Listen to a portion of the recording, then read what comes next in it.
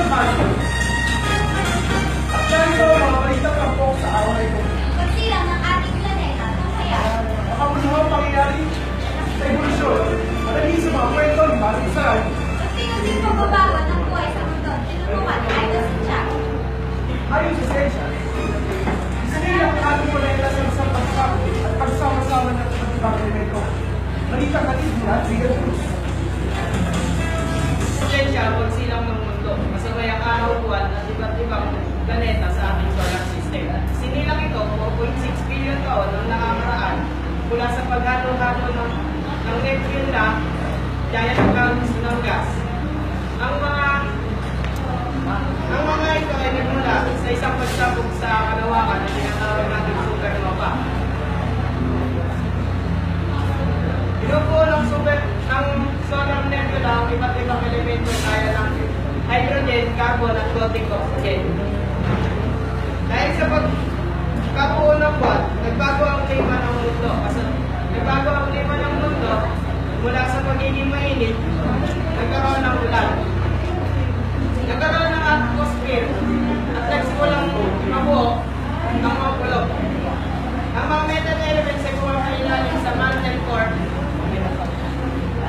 Makalipas ng 1.5 billion taon, nagkaroon ng oxygen mula sa tubig papunta sa atmosphere. Dahil dito, nabuo ang ozone layer at nagsimula ng magbuhay ang iba't ibang organismo. Ay buhay ng ating mundo. Pakinggan natin sa kwento hatid ni Marcos Saray.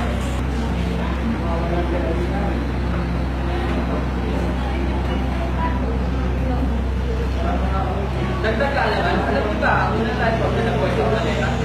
Kailan niya ba lumitaw ang unang buhay sa ating planeta? Ayon sa mga eksperto, lumitaw ang mga quantum creators sa karagatan for the next 2 billion years.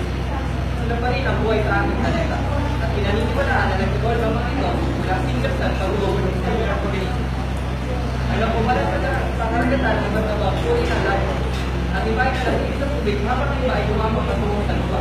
Pinaniniwalaan na ang iba ay tumambang patungo sa lupa upang iwasan ng mga predator sa karagatan. At isang cascading chain ng buhay ang kumalat sa buong planeta.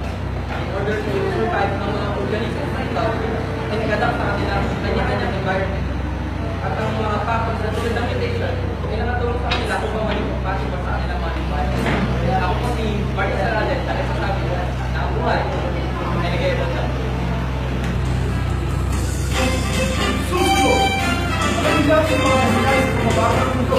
Kasama si Ivan Santiago sa mga balita. Balitang Hali.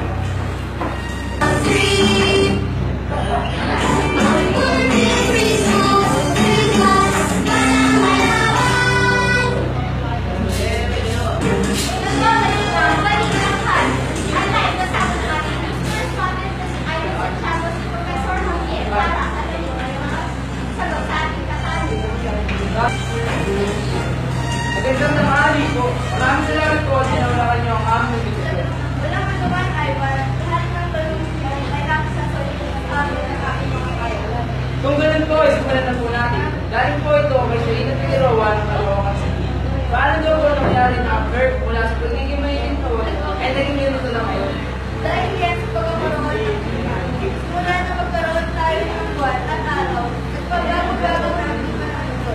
Nagkaroon ng ulan at naligas ng mga golden rocks, pagkakapis, pag-ipos ng bilyong taon, nagkaroon na tayo ng mga pulo. Mula naman po kay Russell Santos ng Cabanatuan City. Totoo po ba wala oxygen sa lupa noong simula ng Earth? Oo, yan. Dahil nagkaroon lang ng oxygen na maglabas ito ang mga oxygen. Dahil sa puno ng oxygen ang karagatan, lumabas ito papunta sa ating karagatan. At doon na nabuo ang oxygen. At mula po doon nagsimula ang buhay sa lupa. Tama po ba? Ganun nga ang sabi ng organisasya. Unti-unti nga nag-adapt at nag-evolve ang mga organismo dahil nakakahinga na sa sabay noon, nabuo ang iba't ibang transformation gaya ng Himalayas, Grand Canyon, at naghiwalay-hiwalay din ang Pangea. Sa tanong naman po ni Dr. Ortiz ng SSC. Kung totoo man po ang tsorang galing tayo sa mundo, malaki po ba ang naging epekto ng mga bago ng mundo sa pagbabago natin?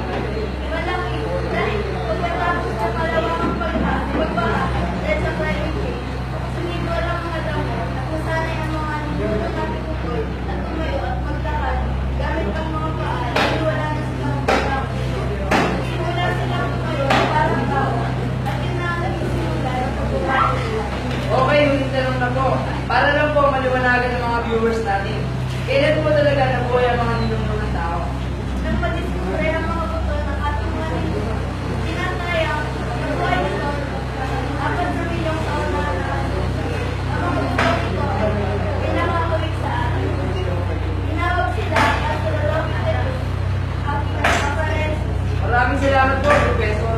Napakalaga po ng mga detalyeng pinahagi sa amin. Ngunit kailangan na natin magpaalam sa ating mga manonood. Muli po, Ivan Kim Santiago, nagbabalita live mula sa University of Santo Tomas. Ulit sa iyo, Joel